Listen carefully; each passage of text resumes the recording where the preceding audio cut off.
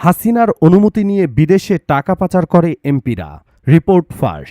বিএনপির মিছিল মিটিংয়ে বাধা নেই, সরকারের ভেতরের কৌশলটা কি? আজকের সংবাদ সম্পর্কে আপনার মূল্যবান মতামত কমেন্ট করে জানিয়ে দিন। হাসিনার অনুমতি নিয়ে বিদেশে টাকা পাচার করে এমপিরা। কথিত উন্নয়নের আড়ালে শেখ হাসিনা ও তার নেতাকর্মীরা যে কি করছে সেটা নতুন করে আর বলার কিছু নাই। এক যুগ ধরে তারা দেশের সম্পদ লুটেপুটে খাচ্ছে ও বিদেশে পাচার করছে। আমলা কামলা আর মন্ত্রী এমপিদের বিদেশে টাকা পাচার নিয়ে দেশের সর্বোচ্চ আদালত পর্যন্ত বিব্রত বোধ করছেন। আর এসবের কিছুটা স্বীকারও করেছেন পরিকল্পনা মন্ত্রী।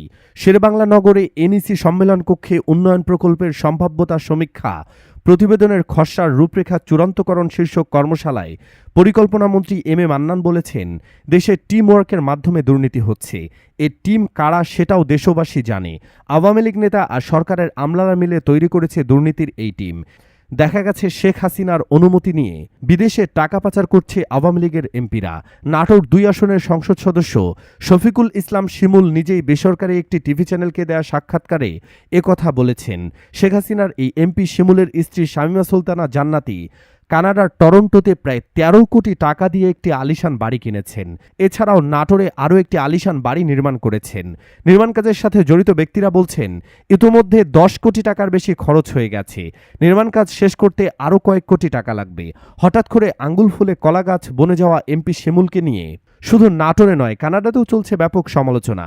সবার প্রশ্ন একটাই, একজন এমপি এত টাকার মালিক হলেন কি করে? এমপি শিমুল বলেছেন, প্রধানমন্ত্রী শেখ হাসিনা এবং বাংলাদেশ ব্যাংকের অনুমতি নিয়ে আমরা বাইরে টাকা পাঠাই। তাহলে এমপি শিমুলের এই স্বীকারোক্তি প্রমাণ করে সব টাকা পাচারের সাথে শেখ হাসিনা জড়িত। পাচারকৃত সব টাকা থেকে ভাগ পাচ্ছেন হাসিনা। বিশ্লেষকরা বলছেন, ক্ষমতাসীনরা বাজেট বাড়িয়ে মানুষের পকেট কেটে কর আদায় করছে, অন্যদিকে নিজ দলের নেতাদের মাধ্যমে বিদেশে টাকা পাচার করছে। শিমুল নয়, এর আগে এমপি পাপলু সহ বিভিন্ন এমপিরা সরকারের সহায়তায় টাকা পাচার করেছে। যখন এসব বিষয় গণমাধ্যমে চলে আসে তখন তাকে ভিলেন বানিয়ে বাকিদের বাঁচিয়ে দেয়া হয়। অন্যদিকে উন্নয়ন আর দুর্নীতির যদি মাস্তুতো ভাই হয়, তাহলে অর্থনীতি আর রাজনীতি জোরের ভাইয়ের চাইতে কম না। বিএনপির মিছিল মিটিংয়ে বাধা নেই, সরকারের কৌশলটা কি? দরদামের থার্মোমিটারে নিত্যপণ্যের গায়ে জ্বর ধরে পড়ল। রাজনীতির গতর যে আপনা আপনি গরম হয়ে যায় তা বেশ বোঝা যাচ্ছে। জ্বালানির দাম গগনবিহারী হওয়ায় পার্শ্বপ্রতিক্রিয়া নিত্যপণ্যের গায়ে আগুন ধরেছে। সেই আগুনে রাজনীতির গায়ে জ্বলুনি শুরু হয়েছে।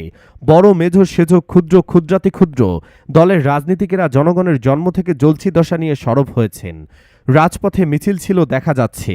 গণ অধিকার পরিষদ এবং বাম সংগঠনগুলোর জ্বালানি তেলের দাম বাড়ানোর প্রতিবাদে জোরে সোরে মাঠে নেমেছে। অল্প কিছুদিন আগেও যেসব সরকার বিরোধী স্লোগান উচ্চারণকে সাধারণ মানুষ প্রবল শ্রেষ্ঠতা হিসেবে দেখেছে, অবলীলাক্রমে সেসব স্লোগান তারা দিচ্ছেন। এর মধ্যে বড় চমক দেখিয়েছে বিএনপি দীর্ঘস্থায়ী রাজপথে ধারাবাহিক অনুপস্থিতির পর তারা নয়াপল্টনে সমাবেশ করেছে। উপস্থিতির সংখ্যা বিবেচনায় তাকে বিশাল অভিধান না দিয়ে উপায় নেই। কিন্তু এর মধ্যে বিএনপির চেয়ে বড় চমক দেখিয়েছে এবং দেখাচ্ছে আওয়ামী লীগ। তার প্রতিবাদ মিছিল ও সমাবেশ ঠেকানোর কোনো চেষ্টাই করেনি। এমনকি পুলিশ ও বিরোধী দলের কোনো বাধাও দেওয়া হয়নি। আওয়ামী লীগ গত বছরের রাজনৈতিক গতি প্রকৃতি এবং মাঠ পর্যায়ের আচরণ বিবেচনায় এটি অতি স্বাভাবিক। আওয়ামী লীগের এই রহস্যময় নীরবতার ধারণা করি অনেকের কাছে, এমনকি বিরোধী নেতাকর্মীদের কাছেও সবচেয়ে বড় চমক। আওয়ামী লীগের এই নীরবতা বিএনপিকে কিছুটা হলেও দ্বন্দ্বে ফেলেছে। নীরবতা পৃথিবীর সবচেয়ে বড় চিৎকার, এমন উচ্চ মার্গীয় দার্শনিক জায়গা থেকে আওয়ামী লীগকে বিশেষ করে ছাত্রলীগ বিরোধীর প্রতিহত করতে পারছে না, এমনটা ভাবার সুযোগ নেই। জিনিসপত্রের দাম লাগাম ছাড়া হয়ে গেছে, মানুষের কষ্ট বহুগুণে বেড়েছে। এই বিষয়টি এখনও বড় ইস্যু। এই ইস্যু নিয়ে এখন যারাই কথা বলবে তাদের প্রতি ভুক্তভোগীদের সমর্থন ও সহমর্মিতা থাকবে, সেটাই স্বাভাবিক। ফলে সুযোগটিকে বিরোধীরা কাজে লাগানোর চেষ্টা করতে চাইবেই। আন্দাজ করে বিরোধীদের এই দ্রব্যমূল্যের ঊর্ধ্বগতিজনিত জনদুর্ভোগ ইস্যুতে মিছিল সমাবেশের অবারিত সুযোগ দিলে তার মিছিলের ব্যাপ্তির কারণে সরকারের নিয়ন্ত্রণের বাইরে চলে যাওয়ার ঝুঁকি থাকে। এই বিষয়টি সরকার জানে, কিন্তু তারপরও ক্ষমতাসীন দলের নীরব থাকাটা বিরোধীদের দ্বন্দ্বে ফেলারই কথা। বিএনপি মহাসচিব মির্জা ফখরুল ইসলাম আলমগীর বলেছেন, নির্বাচন সামনে রেখে সরকারকে বিদেশিরা চাপে রেখেছে, তাই বেশ কিছুদিন ধরে বিএনপির বিক্ষোভ সমাবেশে সরকার কোনো ঝামেলা করছে না। তিনি বলেছেন, এখন তারা দেখছেন যে বিরোধী দল সভা সমাবেশ করতে দিচ্ছে, তারা দেখাচ্ছে আমরা তো গণতান্ত্রিক দল, আমরা কোনো ঝামেলা করি না। এ বিষয়ে তথ্য ও সম্প্রচার মন্ত্রী হাসান মাহমুদ বলেছেন, বিএনপি সমাবেশে আমরা কখনো বাধা দেইনি, দেব না। কিন্তু যদি পেট্রোল বোমা বাহিনীদের দেখিয়ে তখন কিন্তু আমরা বসে থাকব না, প্রতিরোধ গড়ে তুলব। তবে তিনি সম্পূরক হুমকিও দিয়েছেন। তিনি বলেছেন, আমরা রাজপথে এখনও নামিনি, আগামী মাসে পরিপূর্ণভাবে নামব। রাজপথে নামলে বিএনপি পালানোর জায়গা খুঁজে পাবে না। আওয়ামী লীগের সাধারণ সম্পাদক ওবায়দুল কাদের বলেছেন, আমরা রাজপথের পুরনো খেলোয়াড়, বিএনপি তো এই পথে নতুন। আসুন, রাজপথে মোকাবেলা হবে, ফয়সালা হবে। তবে খোদ প্রধানমন্ত্রী শেখ হাসিনা বলেছেন, আমাদের বিরোধীরা একটু সুযোগ পাচ্ছে, তারা আন্দোলন করছে, সেটা করুক। আমি নির্দেশ দিয়েছি, তারা আন্দোলন করছে, তা করতে দাও। খবরদার কাউকে যেন গ্রেফতার করা না হয়। তার মানে এটি মোটামুটি নিশ্চিত একটা অনির্দিষ্টকাল পর্যন্ত হলেও সরকার বিরোধীদের আন্দোলন করতে কোনো বাধা দেবে না। কেন দেবে না সে প্রশ্নের জবাব যথেষ্ট জটিল বলেই মনে হয়। এ বিষয়ে নাগরিক ঐক্যের সভাপতি মাহমুদুর রহমান মান্নার ধারণা, সরকার তার কূটকৌশলের অংশ হিসেবে নিয়েছে, এই নীরবতার পথ নিয়েছে। তিনি বলেন, তাদের অনেক বুদ্ধি, কলাকৌশল জানে। প্রশ্ন হলো, সেই কলাকৌশল কি হতে পারে? একটা দিক হতে পারে সরকার প্রেসার কুকার থিওরি অবলম্বন করছে। প্রেসার কুকারে বৈশিষ্ট্য হচ্ছে এর ঢাকনা এমনভাবে আটকানো থাকে যা কোনো বাষ্প বের হতে পারে না, ফলে প্রচণ্ড চাপ তৈরি হয় এবং সে কারণে দ্রুত রান্না হয়। কিন্তু ভেতরের চাপ সহনীয় মাত্রা ছাড়ানোর আগেই শেষ দিকে কিছুটা বের করে দেওয়া হয়, এতে ভেতরের চাপ আবার সহনীয় মাত্রায় চলে আসে। ভেতরের কিছুটা বের হতে না দিলে প্রেসার কুকার বিস্ফোরিত হতে পারে। সরকার ও বিরোধী উভয় এই মূল চিন্তার মধ্যে জনস্বার্থ কতখানি আছে তা নিয়ে জনগণের মধ্যে যে ঘোর সংশয় আছে তা তারা কেউই কাটাতে পারেনি। তারা প্রত্যেকেই দৃশ্যত জনগণের পাশে দাঁড়ানোর নামে তাদের মাথার উপরে ইস্যু নামক কাঁঠাল ভাঙতে ব্যস্ত।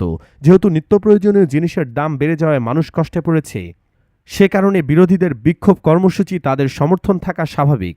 এ অবস্থায় বিরোধীদের বাধা দিলে তা অবরোধ হয়ে আরও ঘনীভূত হতে পারে।